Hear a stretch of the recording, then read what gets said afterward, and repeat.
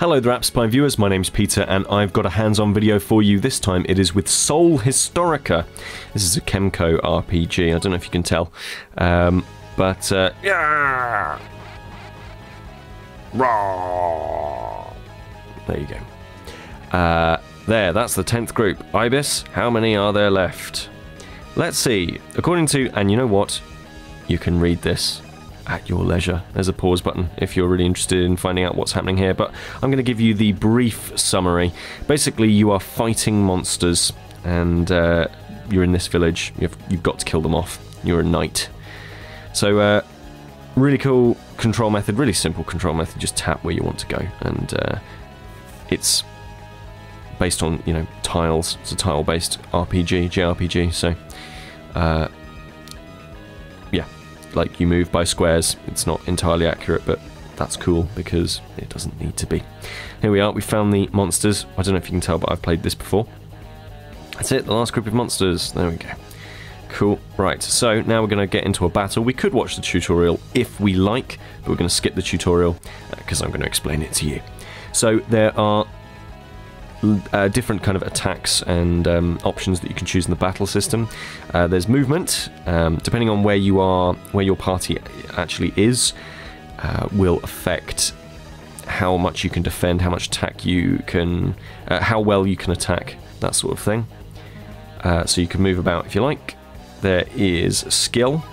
Skill allows you to spend some SP, and it's kind of like magic, I suppose.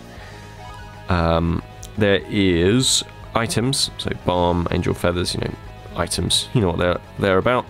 There's guard, which is obviously taking a defensive action, so you halve the damage that comes towards you. You can escape some battles, not all battles. Some battles are sort of context sensitive and therefore you can't get out of them. Same as bosses. And yeah, we've done move. Excellent. And this is attack, and attack is your standard thing. But what's cool about attack is you might notice at the bottom there, you see the little portrait with the red hair. Well, keep an eye on the percentage gauge as I attack this creature. There we are, we can see that it goes up. That percentage is your tension meter.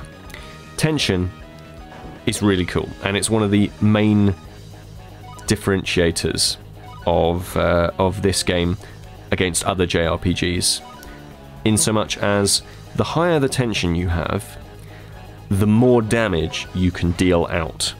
So that's a really great bonus, right? Like you can get yourself all tense by attacking lots and lots and lots, or by how else? By you know, there's spells and so forth that will raise up your tension, and you know, all of these things, or getting in people's faces, like moving up to an enemy and attacking them.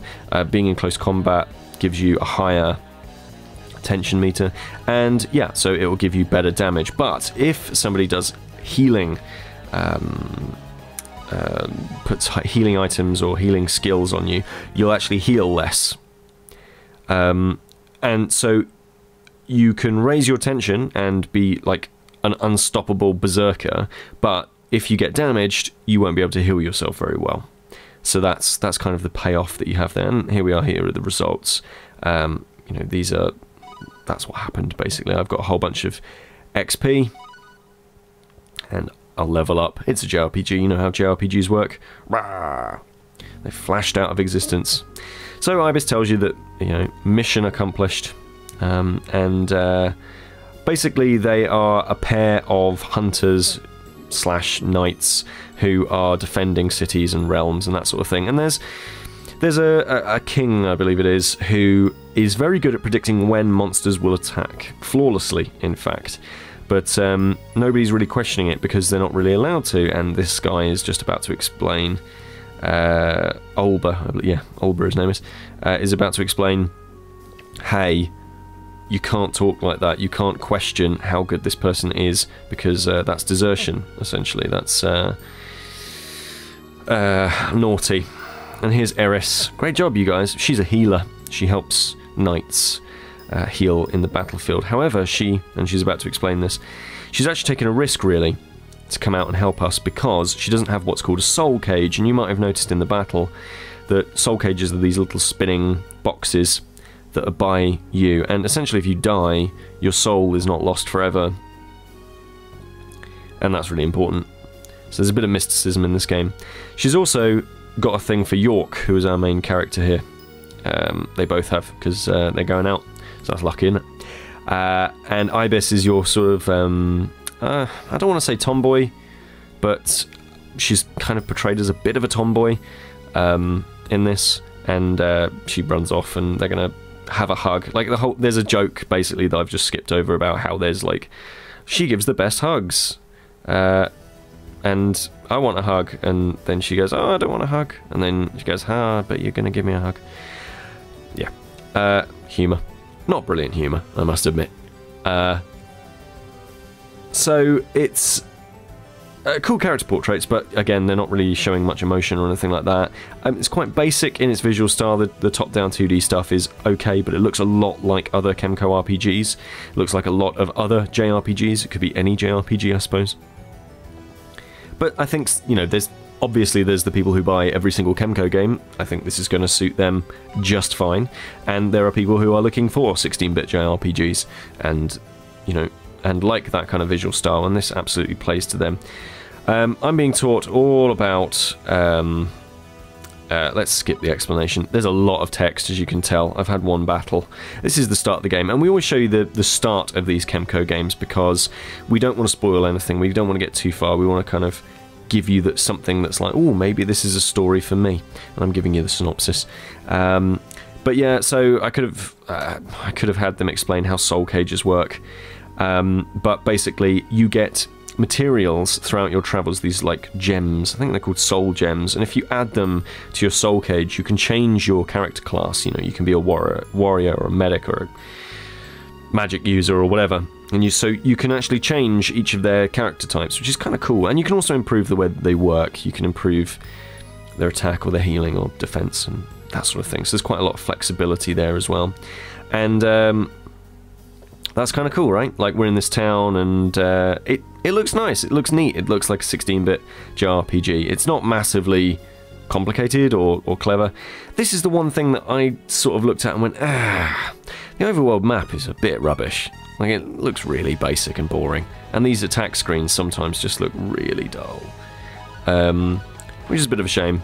But, you know what, like, it's all about maths, really, isn't it? These JRPGs. It's all about who's got the higher numbers and who can use the best attacks and the best skills in the best ways.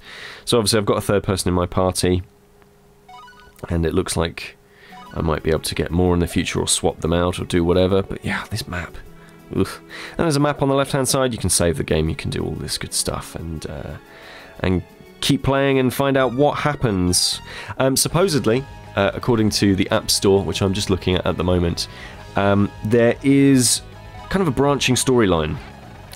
I haven't found anywhere really that's given me the opportunity to have a branching storyline, but that's because I've only played about 10-15 minutes of this thing. So, branching storyline sounds interesting, and it revolves around a man who is fighting for the love of his life, or a woman who is kind of trapped, trapped, and you need to kind of save her, and your actions will decide what happens throughout the game. So this is kind of cool. It's a premium game, obviously, and like most Kemco JRPGs, it is cheap in the first week or so of sale. It is $3.99. You can probably work out what that is in, you know, territory money near you. Yeah, it's called Soul Historica. It's currently misspelt in the in the Dargon Quest style. It's currently RPG Soul Historica, but yes, Soul Historica is the full name of the game, and it's kind of interesting. Have you been playing any of these Kemco JRPGs that we bring you? Do let me know in the comments, and let me know if you're a big fan of JRPGs and which one is your favourite. This is Peter with AppSpy.com. We review, you decide.